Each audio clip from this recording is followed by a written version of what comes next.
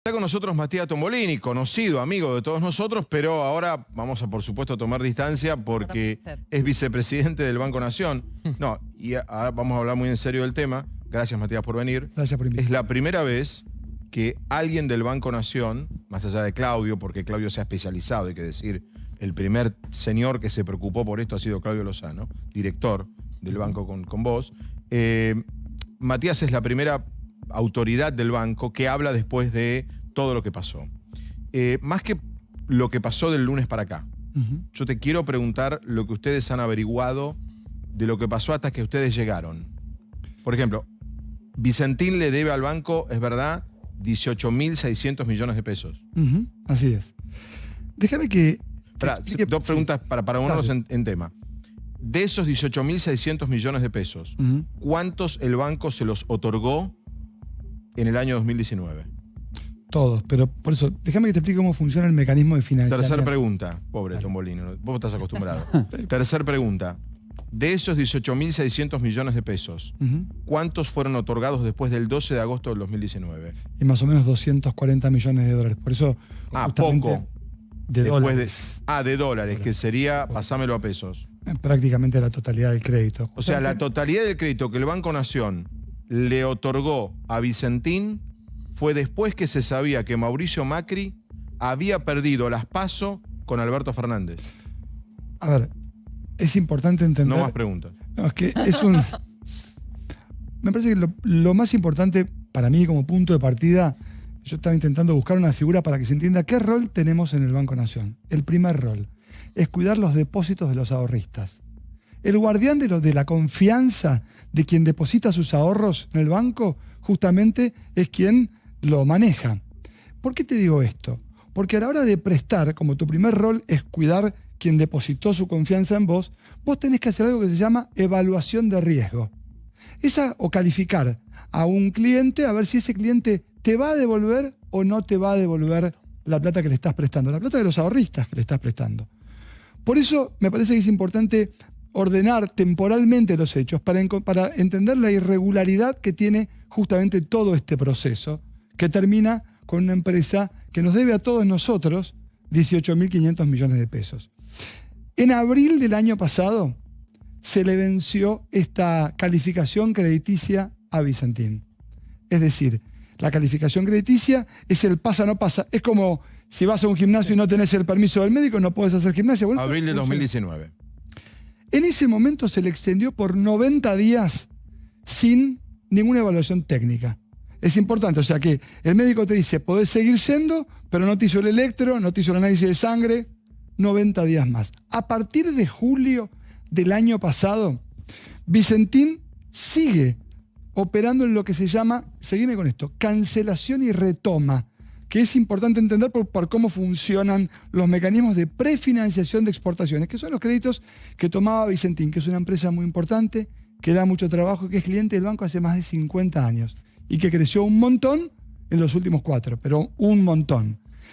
A partir de julio tenía vencida también la extensión de esa calificación crediticia. Nunca más tuvo el apto médico, nunca más. Sin embargo, cada vez que Vicentín exportaba y cobraba una boleta por ventanilla, uno entraba en los dólares y cancelaba una prefinanciación. Por la otra ventanilla le volvían a dar la plata. Ese mecanismo de cancelación y retoma fue el proceso justamente que el 5 de noviembre se terminó cuando Vicentín levantó la mano y dijo no pago más. No pago más. Ahora bien, estamos hablando de una empresa que en el año 2018 facturó más de 110.000 millones de pesos.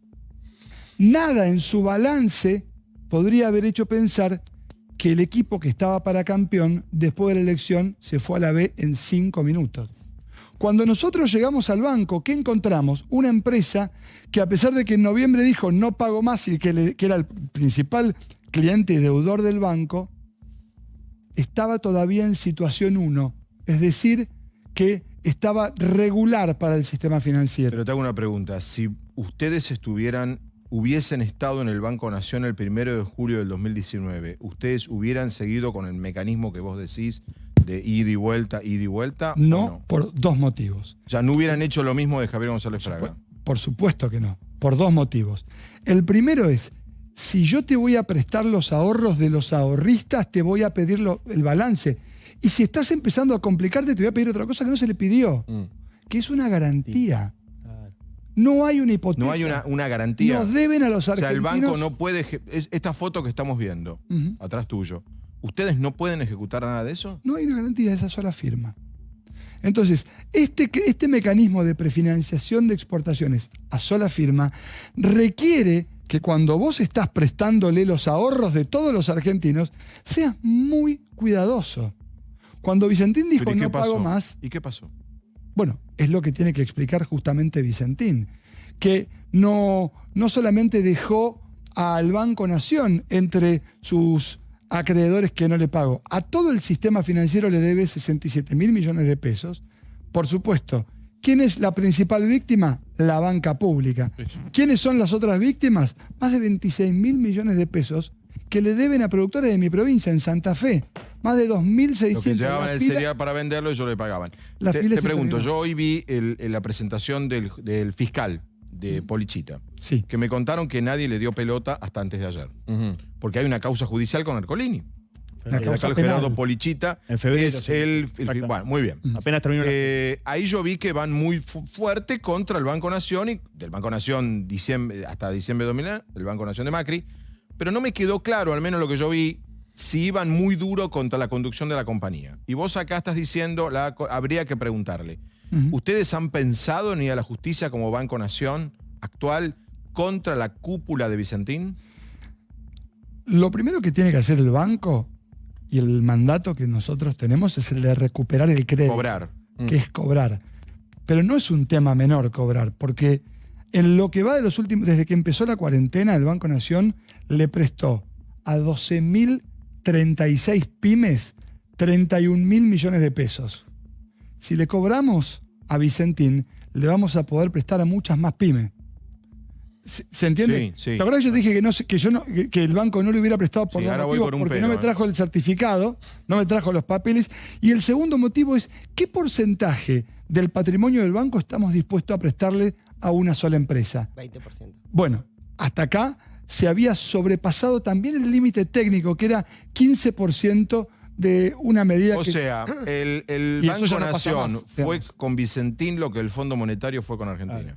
El Banco Nación fue con la Argentina la rueda de auxilio de un modelo que estresaba, que usaba nuestro banco para que le cierren los números del Banco Central. Justamente por eso el patrimonio neto del Banco Nación se achicó a la mitad. ¿Es en 4 verdad que años. ese trámite que se hacía en el Banco Nación, Nardelli iba al banco, había directores, aún los directores políticos nombrados por el macrismo decían que no, Nardelli cruzaba la Casa Rosada y llegaba la orden y en el medio había un amigo del presidente? Qué horror. Eso no me consta y lo tiene que probar la justicia. Perdón. No, sí, ¿qué posibilidades legales tiene el banco Claro. desde el punto de vista jurídico, ¿no es cierto?, cuando tiene una deuda tan grande con una empresa que se declara en quiebra? ¿Cuál es el instrumento jurídico al que puede remitirse el banco para cobrar? El 10 de febrero de este año, la compañía se presentó en convocatoria de acreedores. Todavía no está en quiebra. Sí. Los plazos son muy largos, hay que verificar créditos. Por supuesto, créditos que suponen deuda con quién, con todos nosotros, porque además le deben un montón de plata a la AFIP, más de 9.000 millones de pesos, es el dato trascendido. Bancos Ahí hay- privados también. a los bancos privados, también. mucho menos. Sí. Ahora bien, ese proceso es el concurso de acreedores. Mientras ese proceso sucede, lo que el banco siempre quiere hacer, y esto es justamente, yo me acuerdo de los primeros días con el presidente del banco, con Eduardo Hecker, la principal preocupación que él siempre tuvo que ver justamente con Vicentín, porque la voluntad siempre fue escuchar una propuesta para que Para paguen recuperar. y para que se pongan en funcionamiento, para que sigan justamente operando. Bueno, esa propuesta no llegó y en febrero se presentaron en convocatoria de acreedores para organizar estos pagos que hasta acá no llegan. Pablo. Matías, ¿qué posibilidad, porque vos hablas de algo que es cierto, estamos hablando de la banca pública, ¿qué posibilidad hay de recuperar ese dinero por parte del Banco Nación? ¿Y en cuánto está estimado aproximadamente el valor patrimonial de esta empresa? Porque puede cubrir tranquilamente los 18.000, más que deba 67.000, como vos planteás. La estimación del valor patrimonial es bastante mayor que sus deudas, o sea, tiene un patrimonio neto superior al 2018. El balance del 2019, por supuesto, no lo conocemos todavía. Y sus ventas, como te decía, eran superiores. No, digamos, para que se entienda, fue el sexto exportador de la Argentina en 2018. Las ventas, uno podría pensar que no hacían suponer esta crisis que se aceleró, podemos decir, en la última mitad del año pasado. La otra pregunta ¿Y si fue, podían recuperar la plata o no? Porque uno dice es un dinero público, no es de una banca privada que dice, bueno, que se arreglen, es un dinero público. Bueno, este es el mandato que nosotros tenemos. Justamente el proceso, el concurso o la solución que se pueda encontrar tiene que ver con recuperar el funcionamiento de una empresa que mientras tanto tiene 2.600 productores que le vendían, que no cobraron. Y que no le venden más. Y que no le Matías, Matías, Así es. no quiero dar nombres, pero no sé si con ustedes hay otro molino muy importante, me dicen, con situación. No quiero dar nombres para ¿Con no Nación, generar, con Banco Nación? para no generar psicosis. Sí. Sí. Hay otro Sí, caso, ¿no? pero No de es un esta caso- magnitud. No de esta magnitud. Y que me dicen que tiene buena voluntad. Bueno, insisto, es decir, el banco... Digo, para decir que también, más allá de, porque sobre Vicentina hay un montón de temas, dicen que hubo gastos injustificados, que desapareció un avión, hay un montón de historias que se van a dar a conocer en las próximas horas. Pero hay otro caso también de alguien de otra empresa que tiene una actividad, es más chica que Vicentín, que tiene una actividad parecida y que también está Deuda. con mucha deuda. Sí, que tiene una situación, por supuesto, Argentina, empresa complicada, argentina. que forma parte de la larga lista de deudores que el banco tiene, que por supuesto no afectan el funcionamiento del banco, que es un banco recontra sólido, pero que no hace otra Sí, cosa que esperá quitar que la Cefe capacidad quería para preguntar. pagar No, a los argentinos. sobre eso, pero hoy estaba mirando un artículo de La Nación y eran varias las empresas. ¿Cómo está el Banco Nación? ¿Afecta la capacidad de préstamo y demás? Porque es mucha plata todo esto. El Banco Nación está absolutamente sólido. Es un banco que tiene prestados más de 540.000 millones de pesos. De modo que, contando el sector público también. El patrimonio del banco, por supuesto, está bien, pero es cierto que el patrimonio del banco se achicó en los últimos 4 años, por ejemplo, porque empezó a remunerar cuentas públicas que antes no lo hacía. ¿Por qué? Porque para que cierren los números del central en el contexto de un plan en donde la Argentina hasta hace 6 meses no hablaba de lo que habla hoy, que es prestarle a las pymes al 18 o al 24%. El tema que discutíamos en este programa eran las LEVAC y las LELIC. Claro. ¿Se acuerdan? Todo el ¿no? tiempo. Bueno, justamente esa orientación distinta tiene que ver con cuál es el rol del banco que nosotros queremos darle. Bien, Matías, gracias. A vos. Gracias que hayas venido porque es la primera explicación oficial de todo lo que pasó. Se venía hablando mucho, pero necesitamos escuchar la voz de lo que realmente